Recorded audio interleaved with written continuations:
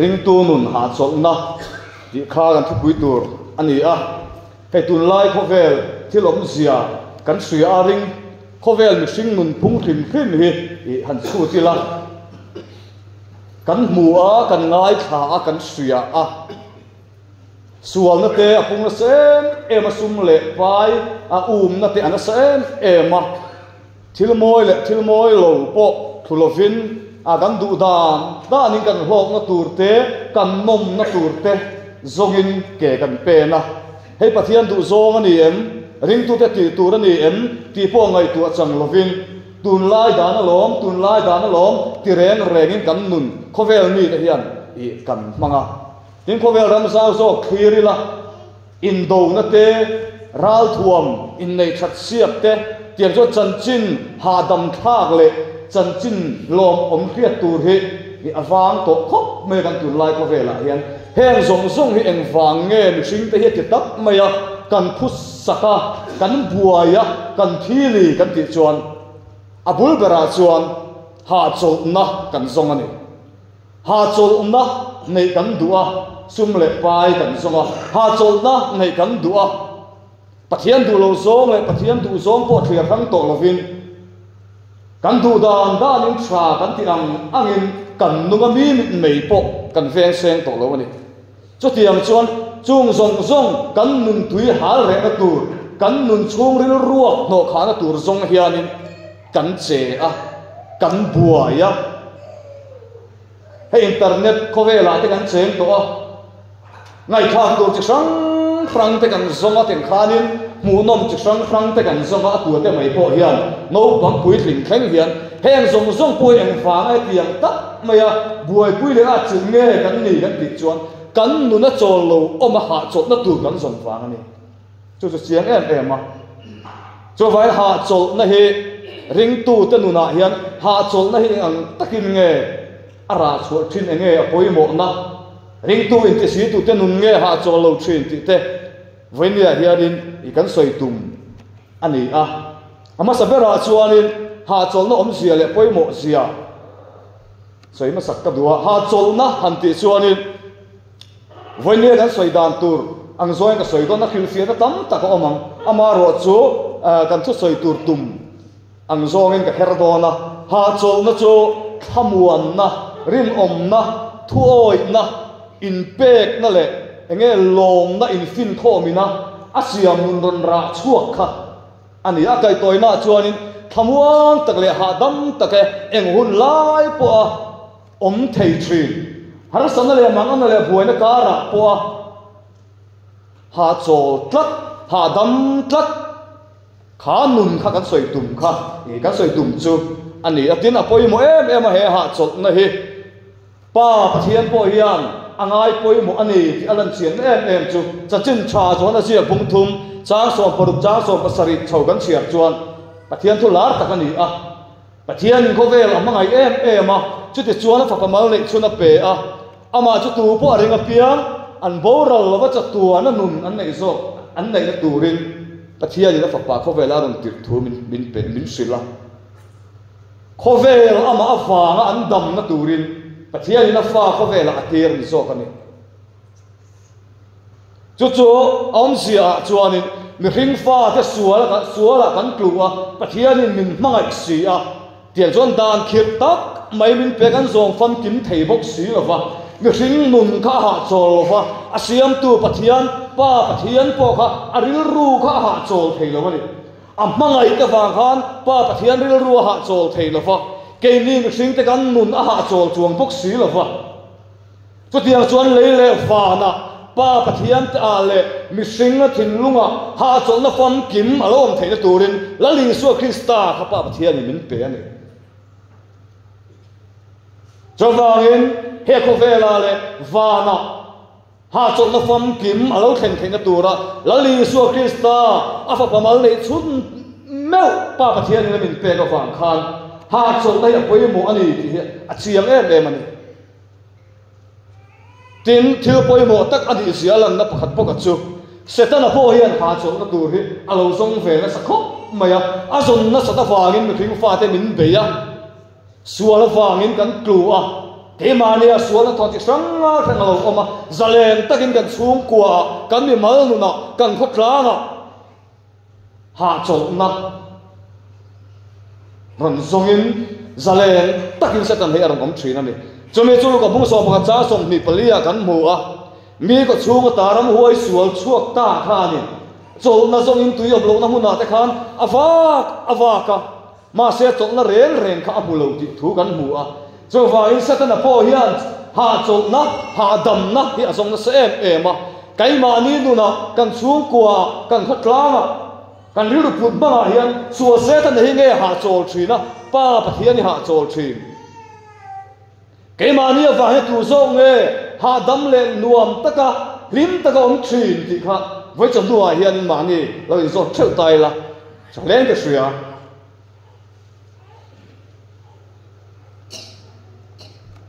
tiền bạc ni na cho nên ring tu in ti ring tu nun hạ cho lâu nun kha ring tu nun hạ cho lâu nun ring tu kan in tia Christian kan in tia rong bol tu kan in tia thầy to pin à cô thọ na te kan in manga khotla te kan in manga mi min khir dan le mi min hu dan a chuan nun o om tak nei te po kan mi ni mai thei ama ro chu chu mi ni reng chung chuan in ring tu in ti Christian in ti te chung ri la hian ha chon na tak nei si lo hian alo om thei ti a chiang le maya chu mi alan chiam ne chu farisai te ni na tang khan ani farisai te ni na tang khan toy te lo sir ta ila farisai te kha an fel le maya hun lai khan dan po an zom tra a meaning mua po an fel ma ti tur an ti an mani ka watla ka fel fai takin an ti thina soma pakhat te that takin an pe a tong try ti an war ma soi se na tur ka an om lo ani an fel na ka a fel ani top mai ni farisai ta ka ma se an chung ril nu na hanin ha chol na ka om reng lo ani an nun ka ha chol na lali su Krista pathian na tanga suak ha chol na ha dam na ka farisai ta nan nei reng lo chu ta lo lang chiang ma chu fel na te that na te thil ti that ringot thi ha chol na min thlen tu nun ha chol min nei tir tu hi ani ngot lo ti hi chiang khop mai farisai ta nun a po khan en zel ta ila mi mu lo hla min kong pen chua ma te an trong try a tiang kha chane man ngai dan te kha an fak om ani ma se an chanem ngai na ta khan tu a midang tam ta kha ti na zela tu tan ma khan dam na tak kha then lo reng voi ni an lang le ke po hen hanin en ta ya tiro rong kan bo na ko nga te chanem kan ngai na ko nga te hian mi ta hiat lo hla hian kan lo thiru thinen farisai ru tak mai hianin he rong bol nai kan lo thok thinen kan thil ti chak te mi ta ta na kan chung try te kan pe na sat sia te mi ta hian an khela wang ti hlau reng hian mi mu lo hlau de te hian rong he kan lo bo thinen thil kan lo ti thinen chu lal pathian hian huala li su po khan a hol le maya mathai hum som ni padum cha som ni pasaria kha chia takin kan mu a entin nge ti kha khan hoi far pol lam tlamoi takalang ma se achung lam chu ru ro le a bol lo tin re na khat ang in ni mi verve te u la li so khan ti top mai chu tiang ri ru pu he rong bol la kong kan lo som thina ni chuan en ti kong ma mai kan nun chung ri la hian ha chon na le ha dam na tak he a om do lo chu ti rual ro chuan mi te min mua that tum mi te min mua enge chonem ngai tum na ri ru nei rang chung ka chuan in pa pathian lalis hi kan ti lom tak don lo lali suwa min zir tir dan ka ni reng lo pathian ten zong lem chang nun ania chuwai za voinia hianin helang no ka khom te po hian rong kan bol na ko ma kan thil ti na ko nga kan chan vo kan ti na ko nga te kan trong try na ko nga te kan lam na ko nga te engkim kan ti na ko nga hian mi hring ti lom nge kan tu ma pathian ti lom ti hi in zot fo wang u farisai te nun ang hian inung vela wang u wen cho ma pui thina kan zian ang khan in ngai klom takin thunuai rong takin pa pathian rong hi ilo po ibor thin ang u Farisai te ang maya kan nun kan mana rong po na kong kan so ani chuanin kan nun hi ha chol don lo mi mit mua o omin fel tak angin lang mai la chungri la ha chong na tak tak ha dam na tak tak kan nei don chuang lo chu tiang nun aya nun pre om nun topic klak chu om don chuang ami lali so khanin tin nge ti kha ro re lani khanin ti nge ti dan tu ra soi kha lalpa imigen ram huai kan dot chu ka thu te kan soya dam lo te kan ti dama chu tiang ka tiang chu kan tian ni lom de ti kha ka hengai lo chu an che dong te o ka hengai lo che o when ya yan nang le ke in khom ve thin tong trai ve thin si lan ve thin si pathian phong na la te sa til pe te lalpa ne na chane ngai te ka lan ve si hian eting ni ama chuan lalpa pathian hian ka hengai lo che o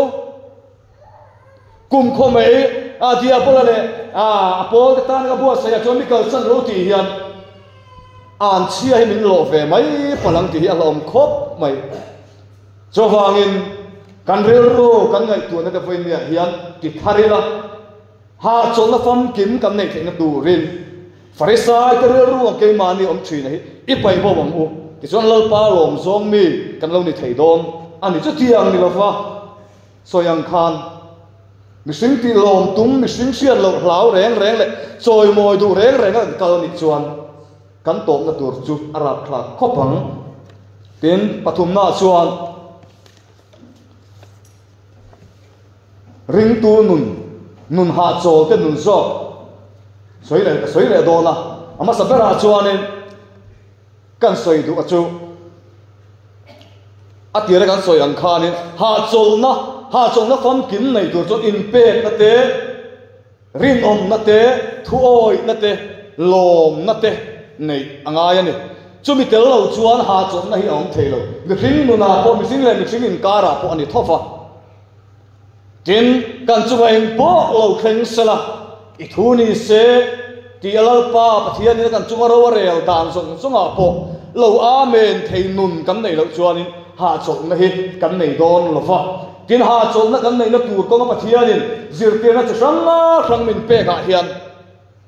kan lo ha chol thei na tur hian pathian hian mi hring fa te sum le pai mal som na te mi hring aya thil ro pui le thil tra in le lo tra hau sak na khisel na fak na le choi moi te min lo pengai reng lo ti thei tu kan ni a man zo thina chu mi hring aya har san na le buai na ni alang mual pho na ni alang re thei na ni alang heom na ni alang har sa ni alang hi pathian hian ha chon na nun kan dei thei na tur hian min lo pe thin zo kan chumi kan hiat lo awang chuan kan lo lungai thina kan lo buai thina kan lo mang ang thina ni chu achian em chu kan ma ni ruai kal ta te nu na po khan achiang em Abraham khan ha chol na ane thei na tur tan khan enge thi kan thi chuan alai chin tele a kholamata pathian ni ko chuaka a chung te a kal sana ti chuan kal zela har zat na ti hrang to ka afa pamal nei chon Isaka Abraham tan kan chuan Isaka ka adu em choi moi na te ro pui na te lo dong sela lo hau sa sela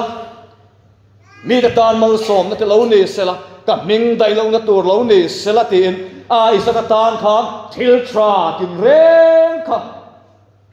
atarla man do nu afa ani awang khan Abraham khan adu sakani ti ka chiang em ani ma se pathianin khai Isaka ka lan tur khan ati tlat chuta ka ril ru lo om achukan bel so konga kaini poi choi moi na te mal som na te dong se kan ti lim na le lom na te hausak na te dong se kan ti mi te mua po fak le choi moi na te dong zum sela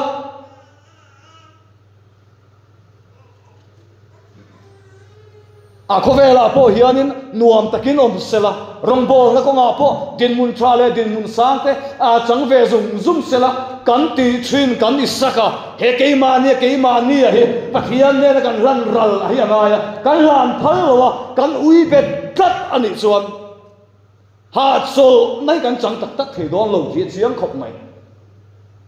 pathian ta na ui pathian ta na phal lo kan lo nei thin awang he kan nun hi alo ha chol lo thina amaro chu abraham chuan fa mal nei chun isaka kha alana tiang chon josepha te po khang ha chol na ma awanga apa chung tele a gup daram me ten trampiom takam tok lai po ha dam tak le thamuang taka ha chol na nei thei tur ta na kong a zo kha avana sa em khuar koruma pai tha kin oma khalina oma hek chia tin oma lungina atanga tiang chuan ma se to pa chuan ha chol na thlen tu ani tho ani tiang sel chuan zirtir te po an nia kan mami huai kalma sa te kha an ni kin mari te po kha an ni apasalo hual chan po huamin lalpa iboi no kan e thuang zeling ka chunga thleng ro se akonga zo kha akhir khop mai mari po kha tiang chuan engala li suang e po kha ni china kan soi to ang khanin mixing fa tele van mi ten pa pathian in ha chol na kan nei theina tur ta na a cross konga run zo kha har sat na ler kha ni top mai chawai voi ni ai kan soi du a chok sum le pai te in le lo tra te chen na in tra te house up na te a sil fen moi te fisel na tra en zong hi a lulu tu amaro chu he ni ha chol na fam kim kan chan na tur ta na pathian in min pe hi ani reng lo pathian in min pe om chun ha chol na fam kim kan nei na tur ta na min pe om chun chu fa pa la li so kristan nei chak hian aba ha chol na dang om lo chuan khoya nge chol na kan zon thina khoya nge ha dam na kan zon thin kan zon nei kan gai tu chian hi afa thaem wen ya hian Daniel anu chang khanin kan soi thui da wanga Daniel kha kan fria sultan anni anu na ro pui ka ti em mai chu mi te ti ang khana ti vengot ngai lo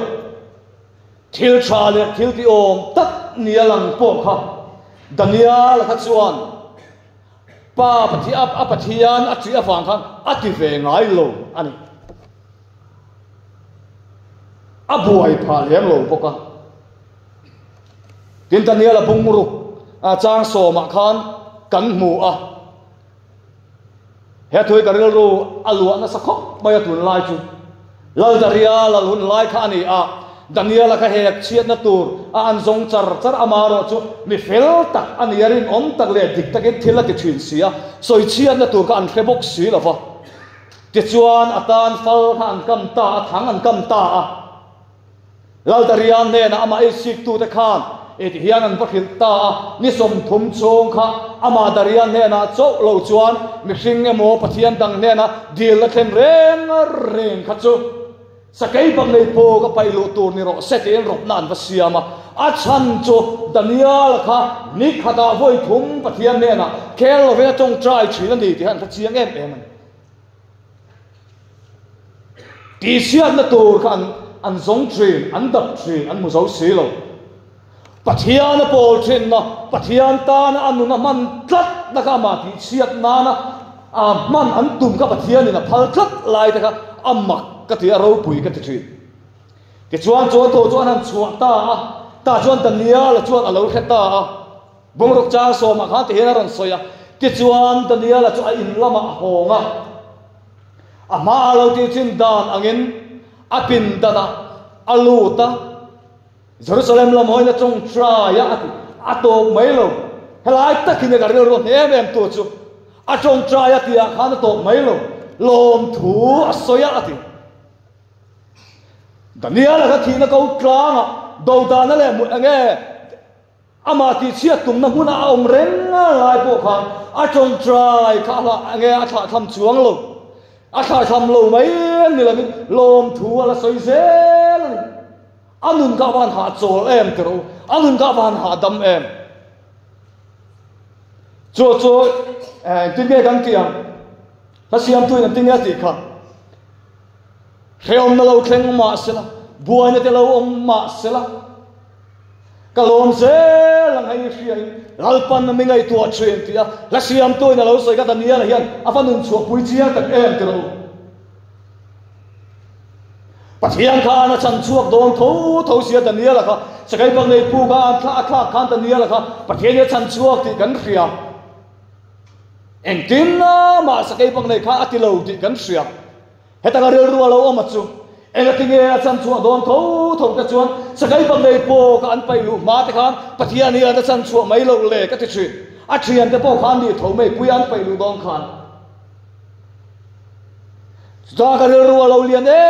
em chu har san le mangam na te buai na te a khel che frama sang khom na te kan chu ma lo khen hi pathian ni an a phal lo ani lo a phal lo tu tin min la kian sangal duang ke atum ber po hi lo ni lo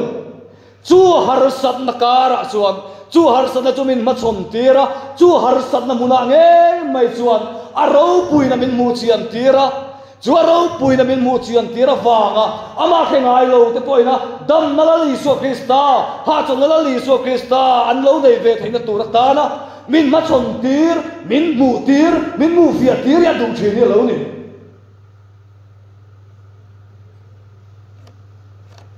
Vayne ya hian kan chunga hian har san na le mang an na te reom na te alo theng thri sual wangin hiam kan tuar thri ti ding lo tam ma tak po kan lo na ya kan thin lung alo hiam to po ani thei chung kwa te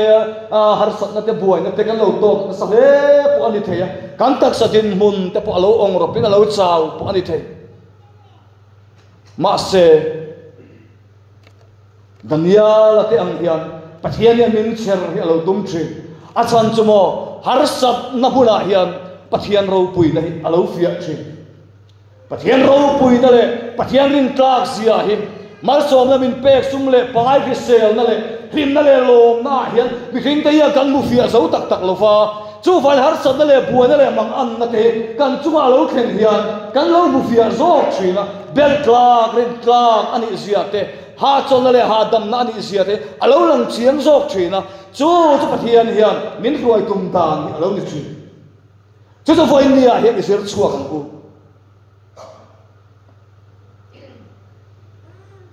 Daniel mun kha pupate po khan alo bu chiang le in ka khia ha po thiam tak mai pupate kha Christian la bua po kan sak chin ka tin nge ati kha lalpa khoya nge mun puat sai chu Daniel ang in tuk fera thierang rang kachak mun mo rang kachak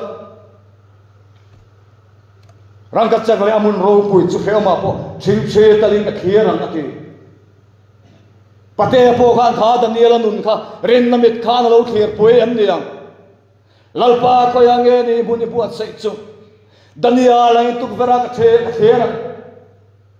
Daniel ang khana mun buat sai kha khema po thing chi ta po thier thei tur khan pupate khan pathian ro pui na kha afak la mang khan ron puang chuak ka pathian ta na Daniel in pek na te in von na te ka chiang takin ron muwa aron soi chuak ani ti ka chiang khop mai kan ma ni wai kal ta kalal pa ta khan an valo in pe pathian tho khan lo ka pom an chung lo kheng reng kha lalpan ni ro se ati chu ni lalpa I thuang se ling ka chunga kheng ro se I thuni se tin lom ta turan songa ti chuan ha chom na an lo muwa lalpa ta nin pe ka bang chuang lo har sa na le mang an na le khem na te a do da na changa ram te po ka tok ma sela I thuni re ni se ro se lalpa I thuang se ling ka chunga kheng ro se pia pathian thoi turan in pe ngam na sel khan anu na chon le ha dam na ka alo pe alo thela ato pa zon ro pui ta ngam to an ni thu kan lo mo kan sa thena vaine khang an non kan lo zirta ani to ro cho mit tel fan je Crosby po khan lo soi chiang khop mai afak class chiama khan in pe na ke ma muwa na kim thre ka chan dam to ka lom na takin to bai sai le ringin van ka khera amangai le chatin ka lo khat te in khanit tel khuwa po mu thei lo nu te tak te rual ban lo mel po khan in pe na kima muang na kim chi ka san dam to ka lo na kim to beisai le rin va khira mangai le chatin ka lo khat ati anun kha ban ha chol tak em tiru kein de tak sapu kim nei zo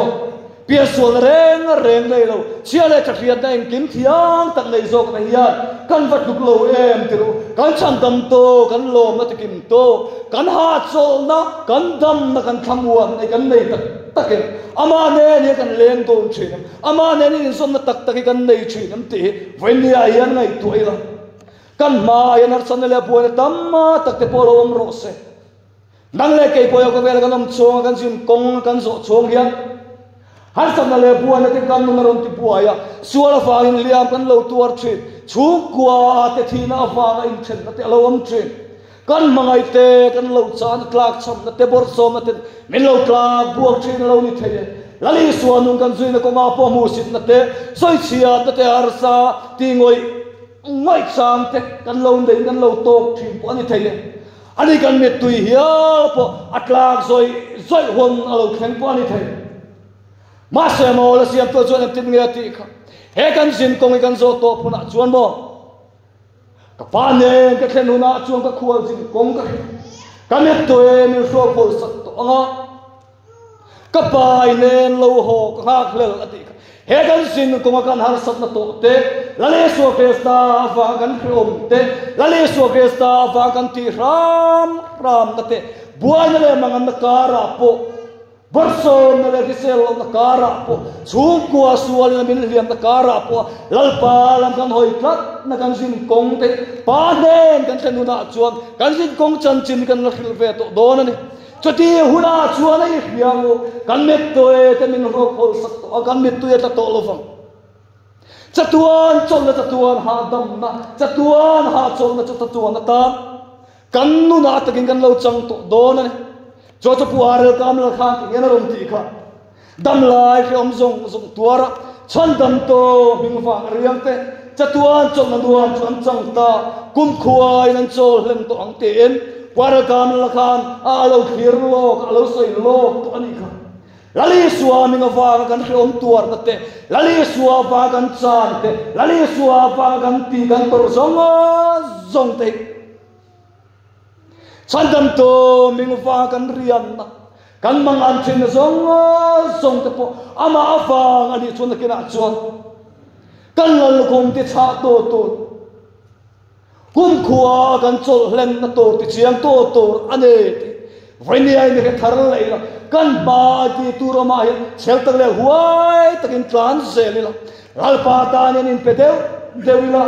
kan chuma nin po lo thleng sela itu ni rosalal patin mari te angkhan lali su krista angkhan davida simayan ansia aloa kapan lo tuma davidai kapsu lalpan ansia lor ati pani mana khanun angkhanun nei chungen venia hian kan ma hian kan kalator kong pathian min buat sei saka hian hoi kal zelang kanin pe na sapo le pathian ta na kanin phal na sat po le kannum ya lo ha chol mai don ani nun ro puila nun ha chol kan ti reng pathian ta na in pen sa pathian ta na in phal na sa pathian ta na an zong anun hlan tu te an ni chen ani chotiang ang takanun ha chol kam dei theina tur ta na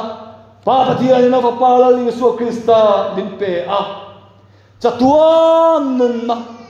min pe a nunga kan zui min phal saka arong kan bol min phal saka khongai na chan min phal saka fang hian venia hian lali suata hian ho in pe ang o in pe deu zelang o ti chuan ko vela le van raba ha chol na fam kim kan la chang dom ani the thlengin ringa min lo amro ti chuan na la khom chu ka pen che kan lali suan ati kha ha chol na tak kan nei the turin pathian thu kan soi kamal min som sakro se amen